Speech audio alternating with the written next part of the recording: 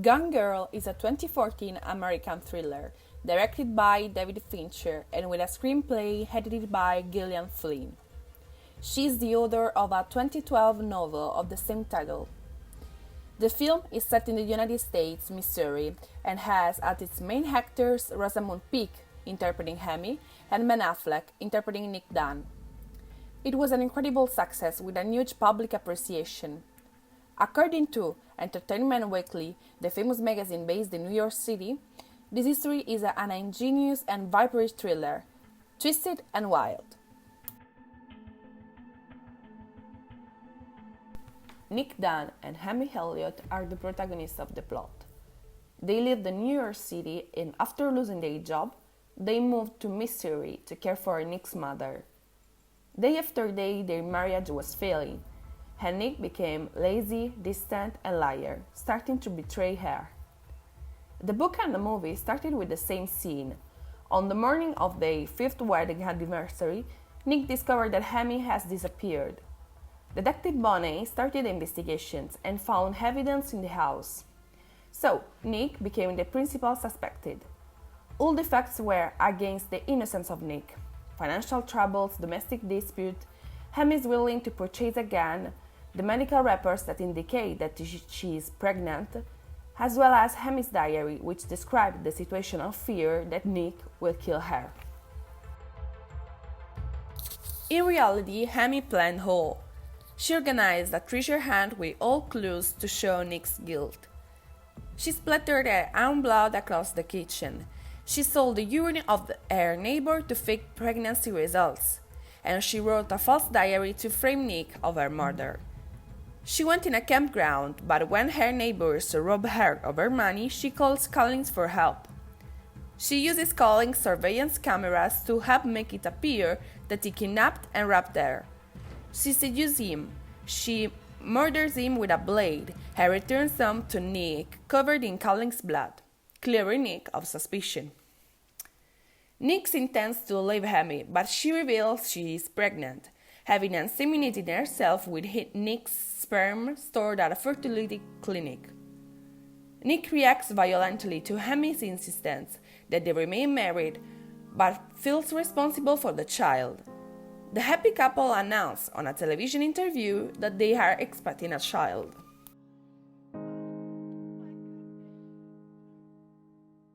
David Fincher has an excellent way to adapt books into movies by preserving the original plots of the literary work. However, there are some changes. Most of these changes are made to service the length of the film, although a few are made to give the audience viewpoints that they could not have gotten from the book. Let's analyze some differences. The 8-month gap.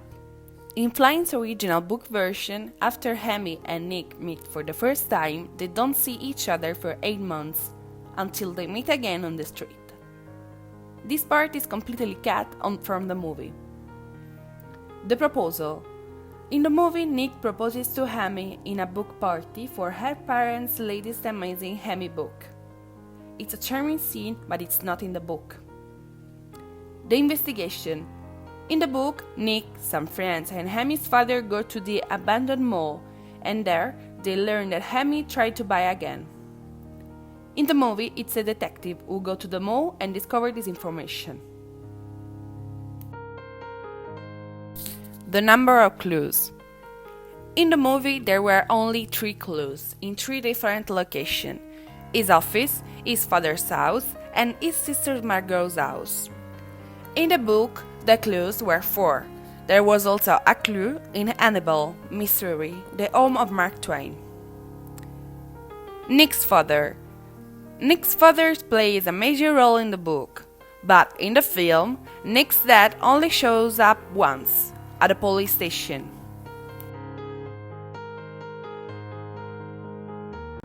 Hammy's parents. Hammy's parents have a much smaller role in the movie than in the book. Hammy also writes extensively about her mother's miscarriages before having Hammy. She named all the unborn babies Hope, whose birthday I remembered every year. The Hopes are not mentioned in the movie, and Hammy's parents are basically background characters.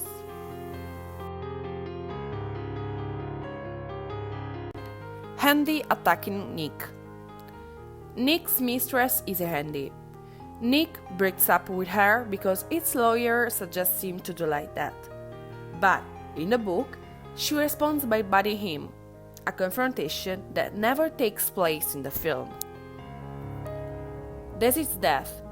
In the book, Hammy drags Daisy before cutting his throat and murdering him. In the movie, she does it mid-sex with blood spilling all over her white bra and a white bag. Missing characters. In the novel, Nick seeks comfort in a bar that is not his own. And there he meets Rebecca, a young crime blogger who has flown into Missouri from New York just to interview him. Always in the book, there are Daisy's mother, Jacqueline Collins, and Hilary Handy, a former high school friend whom Hammy falsely accused of stalking. They do not appear in the movie.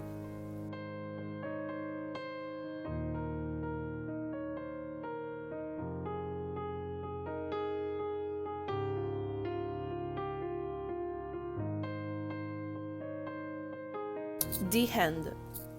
The final part is the same, but the viewers don't see Hammy's pregnancy develop in the movie, while the book ends the day before the baby's due date.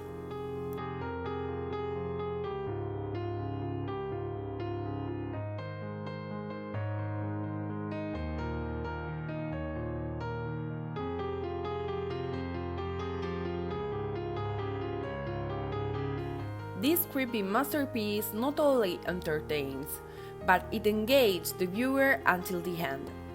We can affirm that despite some changes, additions, and omissions, it is a good example of how to condense a book in a movie. It is a mix of tension, mystery, sick love, entertainment, depravity, desperation, and bitter irony. An incredible movie.